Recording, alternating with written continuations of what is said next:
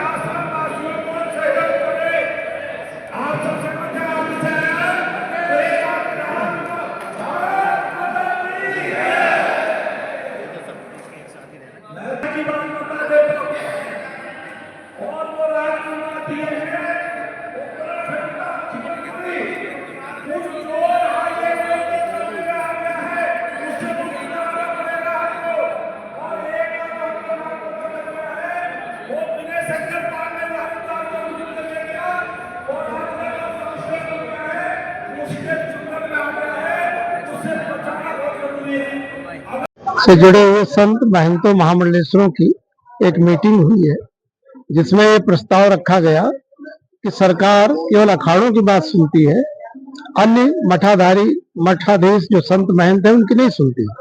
तो उस विषय में एक संगठन तैयार हो और वो संगठन अपनी बात को सरकार तक पहुंचाए। जो सुविधाएं अखाड़ों को मिलती हैं वो प्रत्येक महंतों को, संतों को, आश्रमधारियों को मिलनी चाहिए। जानना चाहेंगे, इससे पहले भी अर्ध कुंभ आए और आते रहते हैं जी, पहली बार इस तरह का आयोजन अर्ध कुंभ को कुंभ के रूप में मनाया जा रहा है, इसका मेन रीजन क्या हो? देखिए, अर्ध कुंभ तो अर्ध कुंभ के रूप में मनाना चाहिए, लेकिन अब मुख्यमंत्री जी और अखाड़ा परिषद के अध्यक्ष ने घोषणा की, इसको हम महाकुंभ के रूप में मनाएंगे। मनावे, अच्छा कुंभ सफल हो, मेरी शुभकामनाएं हैं। लेकिन अन्य संतों के और महंतों के पंथों की उपेक्षा भी नहीं होनी चाहिए। या इसमें 2021 की जो कसर बाकी थी उसको पूरा करना है, ऐसी तो कोई बात नहीं है। अब ये राजनीतिक मामला आंतरिक पता नहीं क्या चल रहा है, ये तो अब मीडिया वाले आप लोग हैं, सामने आ जाएगा मैटर, लेकिन सबकी उपेक्षा नहीं होनी चाहिए। अचानक ऐसी बैठक बिठानी क्यों पड़ी? ये वहाँ के अध्यक्ष बैठे हुए, इधर स्वामी यतीन्द्रानंद जी महाराज के सभा के, उनसे वार्ता कीजिए, आपको पता लग जाएगा। बहुत बहुत धन्यवाद तेज न्यूज़ इंडिया परिवार से बात करने के लिए। धन्यवाद। आज सरदार साधु समाज की जो बैठक हुई है उसमें किन किन मुद्दों को लेकर के बैठक की गई, चर्चा की गई और उनका क्या क्या डिस्कस, मतलब थोड़ा प्रकाश डालिए महाराज जी।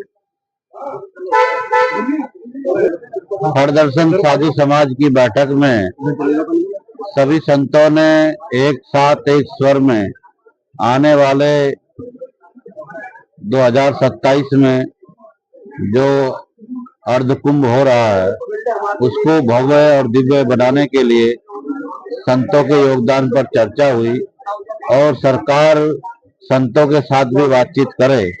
जो हरिद्वार का स्थानीय स्थानधारी साधु हैं, अनेकों संप्रदाय है, गरीबदासी, दादूपंथी, कबीरपंथी, निराकारी, वैष्णव, उदासी, ऐसे सभी प्रकार के जो स्थानधारी संत है, जिस प्रकार से आश्रम का योगदान कुंभ में होता है, उनको भी सरकार बातचीत करे, उनको भी इस कुंभ में सहभागी करे। इस विषय को लेकर आज संतों के साथ चर्चा हो। मुख्यमंत्री ने इसको कुंभ के रूप में इसकी घोषणा कर दी है, क्योंकि अभी तक कोई घोषणा हुई नहीं थी और 13 अखाड़ों ने भी उसका समर्थन किया है। तो निश्चित रूप से प्रयागराज की तर्ज पर इसको भव्य और दिव्य कुंभ बनाने की जो सरकार की मंशा है, हम उसका स्वागत करते हैं। और इसका रीजन क्या है? अचानक नहीं लगी, बड़ी सोच समझ के रखी गई है, क्योंकि इसके पहले अखाड़ा परिषद की बैठक और भोजन और बातचीत सरकार के साथ हुई।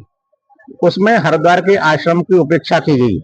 आश्रम में बहुत सारे संत रहते हैं, भक्त आते जाते हैं आश्रमों में, इसलिए बैठक रखी गई कि भाई जिस प्रकार की व्यवस्था कुंभ में अखाड़ा अखाड़े के लोगों को मिलती हैं, अखाड़ों को मिलती हैं, वो व्यवस्थाएं हमारे आम संत को, एक आम संत है जो छोटा से छोटा आश्रम बना के बैठा है, उसको भी कुछ ना कुछ व्यवस्थाएं मिलनी चाहिए।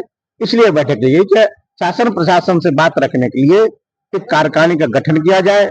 उसमें आदि बात रखी गई है कि कार्यकारिणी गठित होगा, उसमें से जो हमारे पदाधिकारी होंगे वो प्रशासन से और शासन से बात करेंगे, अपनी बात रखेंगे।